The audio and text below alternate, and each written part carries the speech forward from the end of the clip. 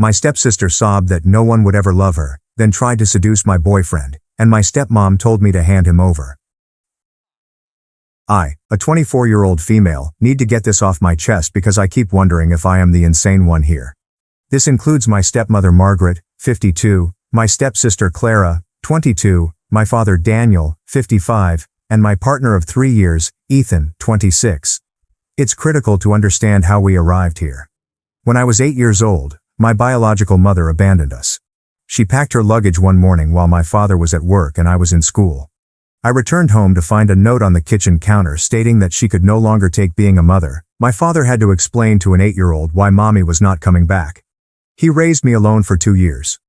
When I was 10 years old, my father met Margaret during a parent-teacher conference. Her daughter, Clara, was in my grade but attended a different school. Clara was born with spinoipeda and needed a wheelchair. Margaret was newly divorced and was working as a substitute teacher to make ends meet. My father operated a successful small plumbing business. Margaret began to come over more frequently. She would invite Clara over for play dates, and eventually she would stay for dinner. I recall being overjoyed to have another girl around, especially one who appeared so kind. Clara was shy and quiet, but always respectful to grown-ups. She looked at you with large eyes that made you want to protect her. My father and Margaret married when I was 12. Margaret left her substitute teaching position because my father's business was flourishing and he could support all of us. We relocated to a larger house with wheelchair access for Clara. Margaret took care of the house while my father worked long hours. Clara and I shared the upstairs, but she had the room with the stair lift. The first several years were good. Margaret made sure I didn't feel excluded, even though Clara required more attention owing to her medical appointments and physical therapy sessions.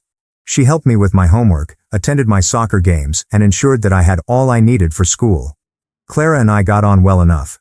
We watched movies together, and she helped me with math while I assisted her with English. When I was 15, I met Ethan at a summer camp for disabled youngsters and their siblings. The camp organized activities that mixed typical and handicapped children. I was there for Clara, and Ethan was there for his younger brother, who has autism. Ethan was 17 at the time and had already started working part-time while finishing high school. He was gentle with Clara throughout the camp activities and made her giggle a lot. She appeared more extroverted around him than with others. After camp concluded, Ethan began visiting our house. He made friends with Clara first. Actually, she enjoyed talking to him about books and movies. He treated her like any other teenager, not as someone to be pitied. My father liked him since he was respectable and had a job. Margaret seems happy that Clara had gained a friend. Over the next 2 years, Ethan became a regular visitor to our house. He would visit after school and on weekends. Clara always looked up when he arrived. She began inquiring when he was coming over and became unhappy if he canceled plans. I didn't think much of it at the moment.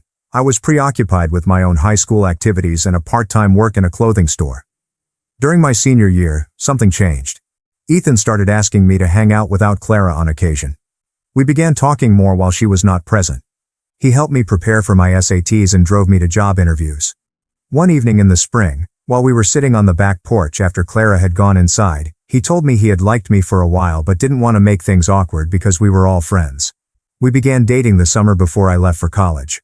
Clara's demeanor altered instantly. She got grumpy and abrupt with me. Whether Ethan came over, she monopolized his attention and became irritated whether he wanted to spend time with both of us or just me. Margaret observed the shift and questioned me about it. I told her I suspected Clara had formed a crush on Ethan. Margaret nodded and said she would speak with her about it. I attended college 3 hours away while Ethan remained local and began working full-time at an auto repair shop. Clara began her senior year in high school. During my travels home, I observed Clara was still cool toward me, but Margaret said that she was simply adjusting to my absence at college. Ethan and I maintained a long-distance romance for 2 years. He paid me visits at school whenever he could, and I returned home on holidays and weekends. We got along well, despite the fact that the distance was difficult at times. Clara gradually warmed up to me again, but she continued to act weirdly while Ethan was present. After graduating from college, I briefly returned home to look for work. Ethan and I discussed moving in together after I found steady job. That's when things became odd again. Clara had recently started community college and was taking online classes because it was more convenient for mobility. She spent most of her time at home, and Margaret had started working part-time at the library. Clara kept inquiring about Ethan. When was he coming over?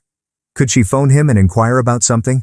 Did I imagine he'd want to watch a specific movie with her? Ethan stopped over one afternoon while I was attending a job interview.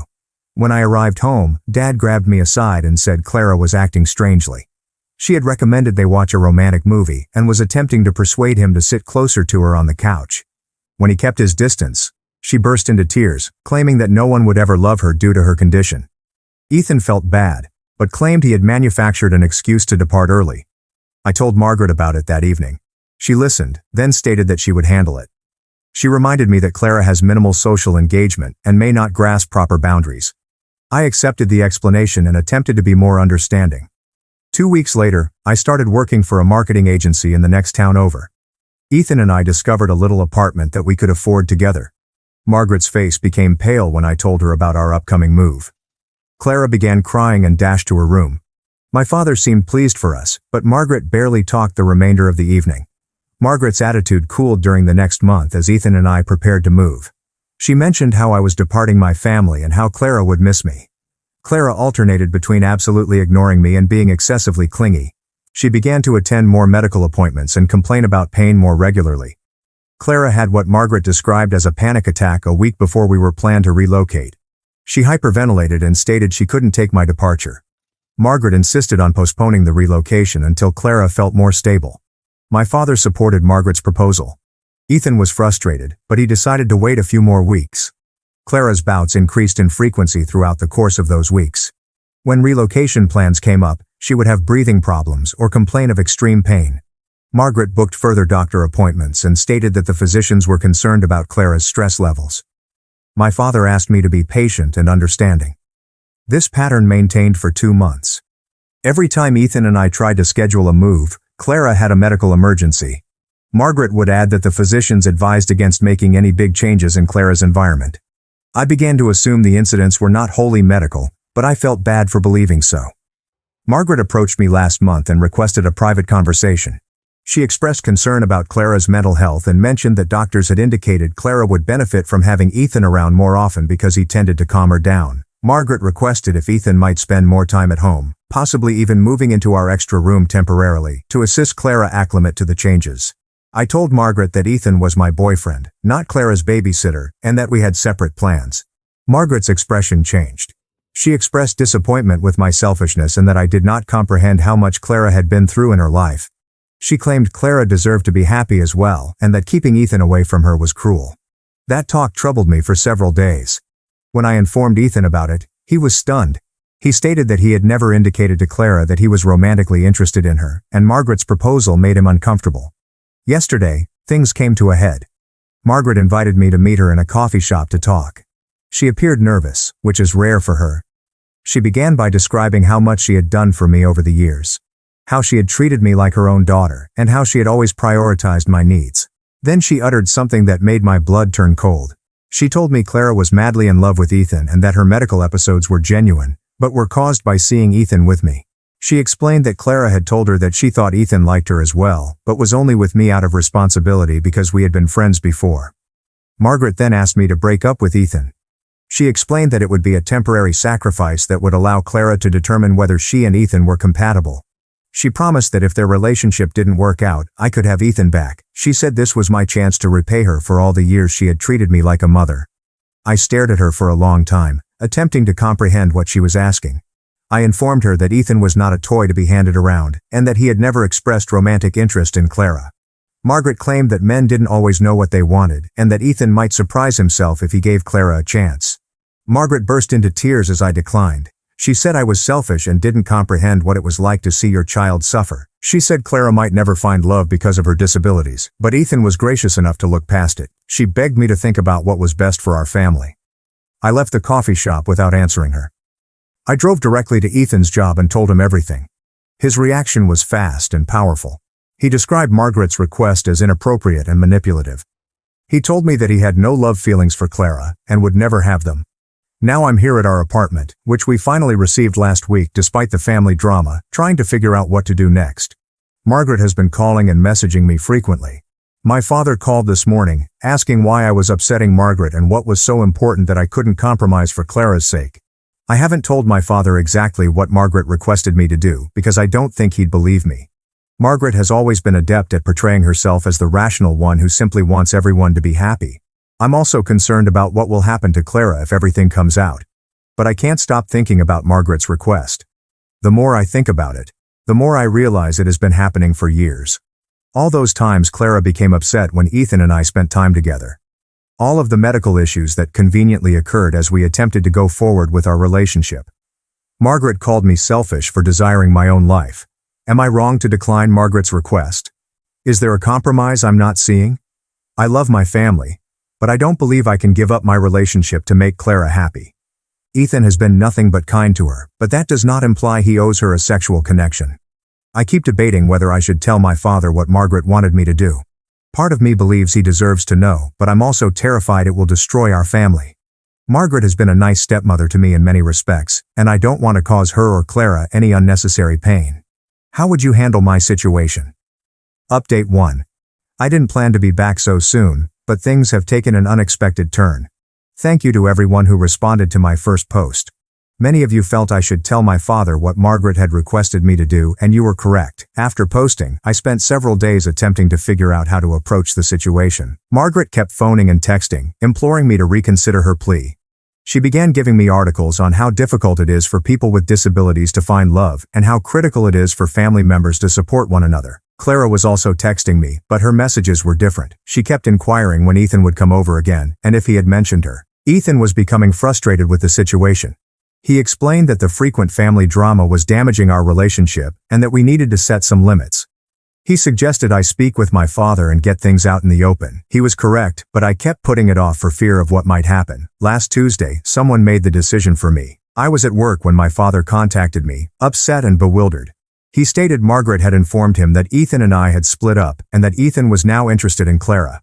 According to Margaret, I was being difficult and interfering with their new relationship. I was so shocked that I couldn't talk for a time.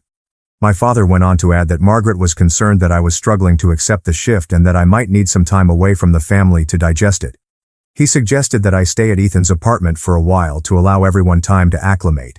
That's when I learned how far Margaret would go with her deception. She had planned to drive the issue by lying to my father and portraying it as a done thing. I informed my father that Margaret had lied to him and that Ethan and I were still very much together. He appeared perplexed and stated that he would need to talk to Margaret about the misunderstanding. I left work early and drove directly home. Margaret and Clara were in the kitchen, and as I entered they both fell quiet. I asked Margaret why she had informed my father that Ethan and I had broken up. She became uneasy and stated that there had been a misunderstanding. She claimed she was talking hypothetically about what might happen if I opted to prioritize Clara's needs. Clara sat at the kitchen table, glancing back and forth with us. I could tell she was aware of what was going on, but I was unsure how much Margaret had informed her about her plans. I asked Clara directly if Margaret had informed her that Ethan and I had split up. Clara nodded, saying Margaret had told her that Ethan would be spending more time with her and less time with me. That's when I discovered Clara was involved, at least partially. Margaret had been preparing her for the desired conclusion, most likely raising her hopes. I questioned Clara if she truly believed Ethan had romantic feelings for her. She became defensive, claiming that Ethan was always kind to her and had told her she was beautiful and intelligent. I asked when Ethan had said such things. Clara described interactions that seemed friendly and supportive, rather than amorous. Ethan had never said anything untoward to her, but Margaret had obviously misinterpreted his generosity as romantic desire and shared her thoughts with Clara. When my father returned home from work, I wanted to speak with him quietly. I told him everything, from Margaret's request at the coffee shop to her lies about Ethan and I's breakup. My father listened without interrupting, and his look became more serious as I spoke. After I finished, my father remained silent for a long time. He then stated that he needed to hear Margaret's side of the story before making any judgments. He summoned Margaret into the room and asked her to explain what was happening. Margaret's tale was completely different than mine. She claimed I was rude to Clara about her love for Ethan, and that I threatened to keep Ethan away from the family if Clara didn't stop having crushes on him. She clarified that she had just suggested that I consider Clara's sentiments when making relationship decisions, not that I break up with Ethan. She said I misunderstood and exaggerated her request. Clara corroborated Margaret's version of events. She claimed I had been rude to her about Ethan, and Margaret was only trying to protect her. She claimed she never requested Ethan and me to break up, but it upset her when I acted as if she wasn't allowed to have feelings. My father stared between us, evidently trying to figure out who was telling the truth. He explained that this was a complicated scenario in which we all needed to calm down and find a way to work together. He recommended family counseling to help us communicate better. At that point, I understood Margaret had planned this confrontation. She had prepped Clara with a story that portrayed me as the villain and herself as a protecting mother. She'd undoubtedly been working on this story for weeks, knowing I'd ultimately tell my father about our talk. I informed my father that I would not be engaging in family counseling because Margaret had already demonstrated that she would lie to manipulate the situation. I explained that I needed some time apart from the family to consider whether I wanted to continue a connection with individuals who treated me this way. My father became enraged and accused me of being overly dramatic. He stated that families go through difficult times and that walking away was not the solution. He accused me of being difficult and selfish, as my biological mother had been. That comment hit me hard. I'd spent my entire youth trying not to be like my original mother, who had abandoned us when things became tough. But I recognized that remaining in a position in which I was being misled and lied to was not loyalty. It was simply tolerating abuse. I packed my stuff and went to stay with Ethan. That was 2 weeks ago, and I have not returned to the house since. My father has called multiple times, wanting me to come home and talk things out. Margaret has sent messages apologizing for the misunderstanding and stating that she only wants the best for everyone. Clara texted to ask why I am being so harsh to the family. But this is what really upsets me. None of them have admitted what truly occurred. Margaret has not revealed that she asked me to break up with Ethan. Clara has not admitted that she hoped I would. My father has not admitted that Margaret lied to him about Ethan and my breakup. Instead, they're all acting as if this is just a family feud that got out of control. They want me to return and pretend nothing happened, to resume normalcy.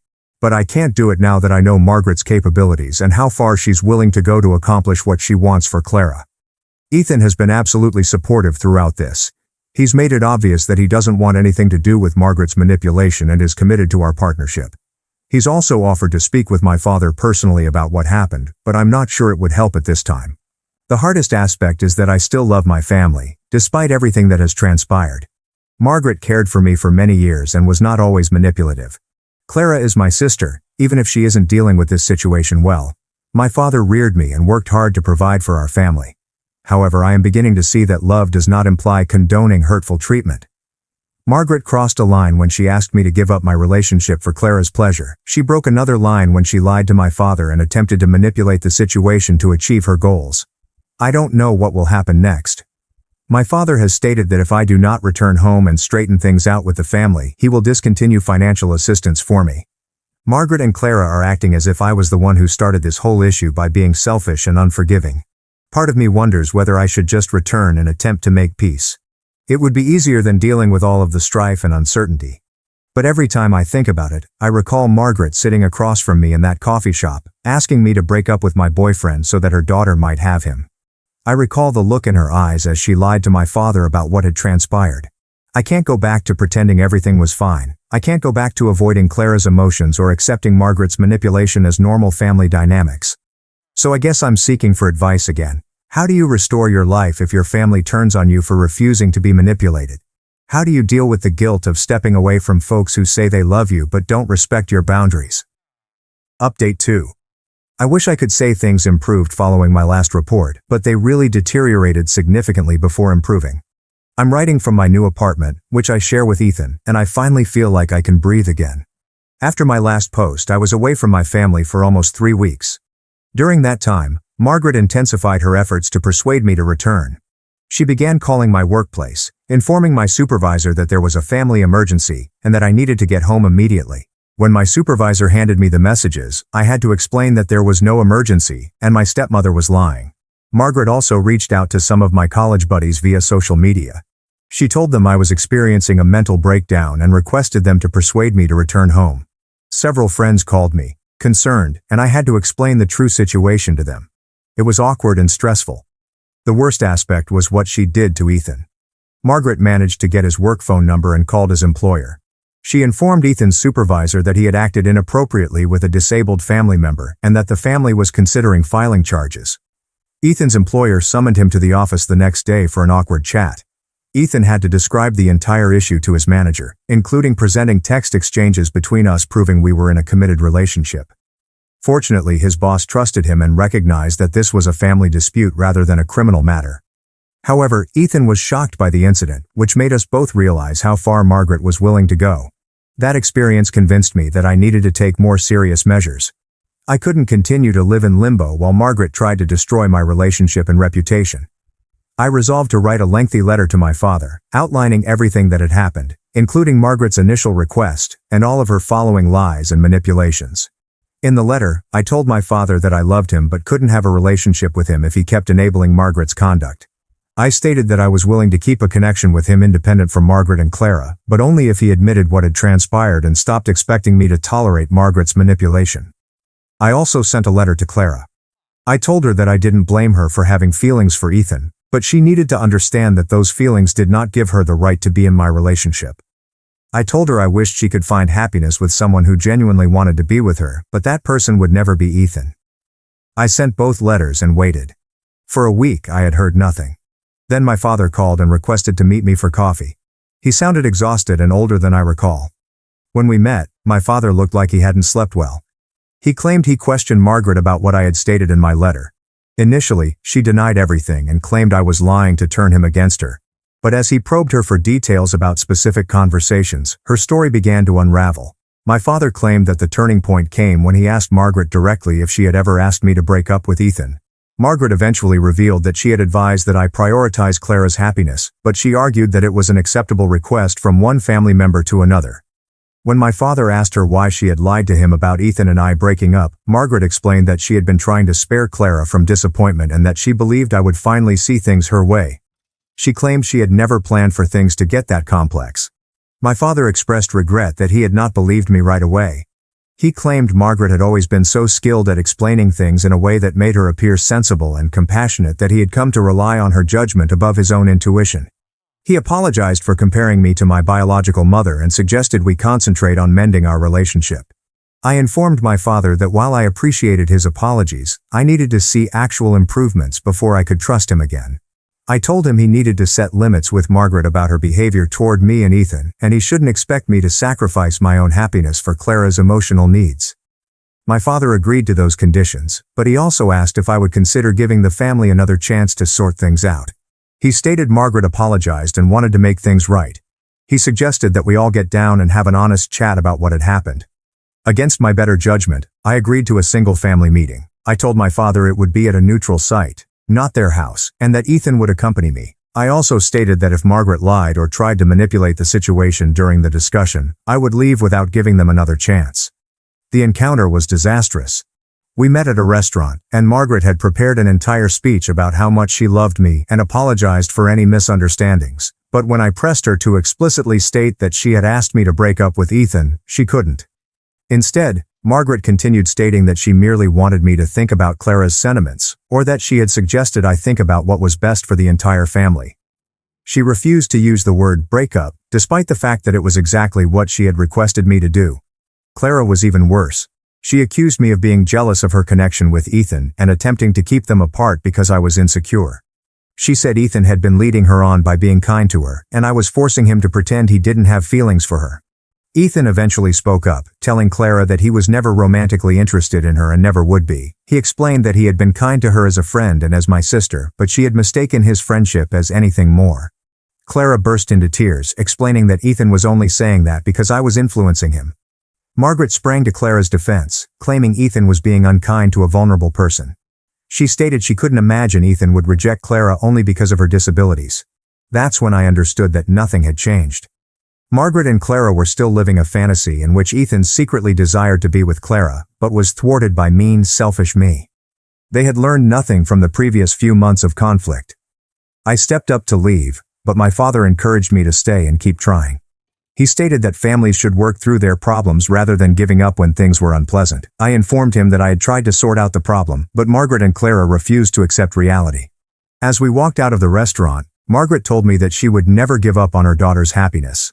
She stated I could go away as my real mother did, but she would always fight for Clara. That comment was the last straw for me. Margaret saw me as a hindrance to Clara's happiness, rather than as the daughter she was expected to love and protect. No matter what I did or how much I sacrificed, it would never be enough because Margaret would always choose Clara's desires over mine. Ethan and I left town the following day. We were intending to relocate anyway because Ethan had received a job offer in another city. The work paid better and provided us with a fresh start away from the family strife. We've been here for 6 weeks, and it's been serene. No manipulative phone calls, no guilt trips about family loyalty, and no one asking me to give up my happiness for someone else's. Ethan enjoys his new career, and I found work at a marketing agency that is far superior to my previous position. My father has called a few times. Our chats have been cordial but distant. He keeps hoping that I will change my mind regarding Margaret and Clara, but I have made it obvious that this will not happen. I told him he was free to visit us here if he wanted to keep a connection with me, but I would not be returning to deal with Margaret's manipulation. Margaret sent me a farewell text message last week. She expressed her wish that I was content with my decision to leave my family for a man who would most likely abandon me ultimately. She claimed Clara was heartbroken and blamed me for being selfish and harsh. After that, I blocked her number. I also blocked Clara, who had been messaging me about how unjust I was being and how much I was harming the family by remaining away. The point is, I no longer feel guilty. For years I accepted that my position in the family was to be understanding, adaptable, and willing to make sacrifices for Clara's needs. I assumed it was what good sisters did and what appreciative daughters owed their stepmother. But now I understand that Margaret never considered me her daughter. She regarded me as a resource that Clara might profit from. When I ceased being useful in that way, she was willing to spread lies about me, damage my relationship, and attempt to harm my reputation. Clara never thought of me as her sister. She regarded me as a competitor for Ethan's attention, and finally as a barrier to obtaining what she desired. She was willing to take part in Margaret's deception and manipulation because it served her interests. My father was so committed to keeping the harmony in his household that he was willing to compromise my well-being rather than confront Margaret's actions. He wanted me to continue absorbing Margaret's manipulation so he wouldn't have to cope with the conflict of confronting her. None of that was love, despite everyone's claims. Love does not require you to give up your happiness for someone else's convenience. Love does not force you to accept falsehoods and manipulation in order to maintain family unity. I'm starting a new life with individuals that genuinely care about my well-being. Ethan has never asked me to give up anything for his benefit, and he has never lied to me or attempted to manipulate me. This is what a healthy relationship looks like. I'm not sure if my father will ever comprehend what happened, or if he'll always blame me for splitting up the family. But I have no influence over his choices. I can only manage my own actions. Therefore, I prefer to surround myself with people that treat me with respect and honesty. Update 3. I'm writing this final update to bring this chapter of my life to an end and to address some of the issues that have been raised. It's been 6 months since I moved away with Ethan, and I can honestly say that it was the best decision I ever made. Life here has been good. Ethan was promoted at his job, and we are saving money to buy a house. I work for a company where my supervisor values my abilities and does not have to deal with family members contacting about bogus problems. We've become friends with our neighbors and joined a hiking group. I never imagined I could have such a normal, quiet existence. My father came to visit us twice. The first visit was unpleasant because he kept bringing up Margaret and Clara, asking whether I missed them and if I was willing to forgive them. He appeared to assume that I had had enough time to recover from what had transpired. I had to explain that this was not about harboring grudges, but about protecting oneself from people who have demonstrated a willingness to lie and mislead in order to obtain their desired outcome. The second appointment went well. My father seemed to realize I wasn't coming back, so he stopped trying to persuade me to reconcile with Margaret and Clara. We talked about other things for a few hours, and it felt like we were back in our typical father-daughter connection. He stated he was proud of the life Ethan and I were creating together, but my father also told me several things that reinforced I had made the right decision to leave. Apparently, once I moved away, Clara was confident Ethan would realize he missed her and return for her. Margaret reinforced this dream, suggesting they drive to our new city to surprise him. My father put a halt to that idea, but only because he was concerned about how it would appear if they arrived up unexpectedly. He didn't seem to grasp that the idea was unacceptable, because Ethan had expressed his feelings clearly, and stalking someone is bad no matter how it appears. Margaret also began telling others in their social circle that I had turned against the family because I couldn't accept Clara's happiness. According to my father, she was portraying herself as the patient mother whose disabled kid was being bullied by a jealous stepsister. Some people believed her narrative, which was not surprising to me. Clara eventually began dating someone she met in an online support group for people with disabilities. My father claimed she seemed pleased with this new person. And Margaret was overjoyed that Clara was finally receiving the attention she deserved. Apparently, neither of them recognized the irony in Clara's ability to find someone who wanted to be with her once she quit obsessing over Ethan. My father asked if I would consider congratulating Clara on her new relationship. I told him no. Clara had cooperated in Margaret's attempts to manipulate and control my life, and she had never apologized or admitted her mistakes. The fact that she had discovered pleasure did not excuse her previous actions. Margaret attempted one final manipulation about 3 months ago. She messaged me through my father, stating Clara was getting married, and asked me to be her maid of honor. The message stated that here was my opportunity to be the bigger person and demonstrate that family was more important than previous arguments. I informed my dad to inform Margaret that I would not be attending Clara's wedding in any manner. I also told him that if Margaret attempted to contact me again through him or anyone else, I would cut off contact with him as well. I had set clear boundaries, and I was not going to let Margaret continue to break them just because she wore a bridal gown during her manipulation. My father was disappointed, but said he understood. He also confessed that he thought Margaret's request was improper considering what had occurred. It was the first time he had directly critiqued Margaret's behavior, and it meant a lot to me that he could now see her clearly. Clara got married 2 weeks ago. My father gave me a snapshot from the wedding, and Clara appeared to be really delighted with her new spouse. I was happy for her, but I did not regret not being present. That wedding reflected a family that had never seen me as anything more than a tool for Clara's advantage. Ethan and I are getting engaged next month. We're arranging a little ceremony for a few close pals. My father will be invited, but Margaret and Clara will not. I've learned that you get to select who observes the most significant moments in your life, and I choose to surround myself with individuals who have earned the right to be present. Some may believe I'm being overly harsh, or that I should have tried more to make things work with my family. But I knew that pushing harder would have only resulted in more manipulation and abuse. Margaret would never have ceased attempting to control my life for Clara's sake. Clara would never have stopped considering me as a barrier to her happiness. The truth is that Margaret and Clara did not love me. They appreciated what I could do for them and made their lives easier. When I ceased being useful in that way, they were willing to spread lies about me, undermine my relationship, and isolate me from anyone who supported me. My father adored me, but he cherished his tranquil household more. He was willing to risk my safety to avoid disagreement with Margaret. That is not the love I deserved, and it is not the love I am ready to accept any longer. I don't wake up every morning wondering what manipulation Margaret will try next, or what emotional crisis Clara will have if she doesn't get her way. I don't have to walk on eggshells or give up my own needs to keep the peace. I don't have to pretend that lies, misunderstandings, or abuse constitute love. Instead, I wake up next to someone who has never asked me to be less than myself for his benefit. I work in an environment where my efforts are valued. My friends respect and support my boundaries and decisions. I have an honest relationship with my father, even if we are not as close as we once were. This is what happens when you refuse to accept hurtful treatment from those who pretend to love you. This is what it looks like when you prioritize your personal well-being over others' comfort. I'm not telling my story to gain sympathy or to persuade anyone that I made the correct decision. I'm publishing it because I wish someone had told me years ago that family members that control and lie to you aren't behaving out of love, regardless of what they claim. I wish someone had warned me that leaving toxic people does not mean giving up on family. It's about protecting yourself so you may have healthy relationships. If family members are asking you to sacrifice your happiness for someone else's benefit, or if individuals are lying about you to get what they want, you do not have to stay and accept it. You do not owe somebody your peace of mind or well-being simply because you share DNA or were raised by them. Margaret cared for me for many years, and I'm grateful. But appreciation does not imply that I had to let her dictate my adult life or ruin my relationship. Clara is disabled and experiences obstacles that I do not have to cope with, and I feel compassion for her. However, her challenges did not grant her the right to my lover or to join in attempts to manipulate me. My father worked hard to provide for our family when my biological mother departed, and I am grateful for everything he did. But his sacrifices did not imply that I had to sacrifice myself to keep his second wife happy.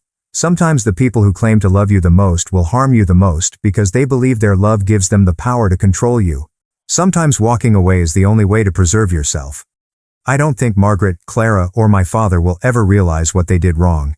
I'm not sure whether they will ever recognize that their treatment of me was wrong and detrimental, but I don't need their understanding or apologies to move on with my life. I have Ethan, who treats me like a partner rather than a possession. My buddies respect my boundaries. My skills are valued at my current employment. I have a future that belongs to me. not to others who believe they know what is best for me. That is enough. That is more than enough. That was all I needed, but I was reluctant to ask for it because I believed I owed others my loyalty, even if they didn't deserve it. If anyone reading this is coping with family members who manipulate, lie, or attempt to dominate their lives, please know that you deserve better. You deserve partnerships based on respect and honesty. You deserve the freedom to make your own life decisions without having to deal with the emotions of others. You do not need to set yourself on fire to keep others warm. You don't have to give up your happiness to express your love. You do not have to stay in hurtful situations, simply because it is difficult to leave. This is my final update because this chapter of my life has concluded. I'm no longer the girl who tries to make everyone happy at her own expense. I am not the daughter who tolerated manipulation because she was grateful for a roof over her head. I'm not the sister who prioritizes someone else's desires over her own. I'm simply Olivia, building a life with someone who loves me unconditionally and making decisions based on what's best for me, rather than what's easier for others. It took longer than it should have, but I got here. And if you're reading this and see yourself in my tale, you can do it too.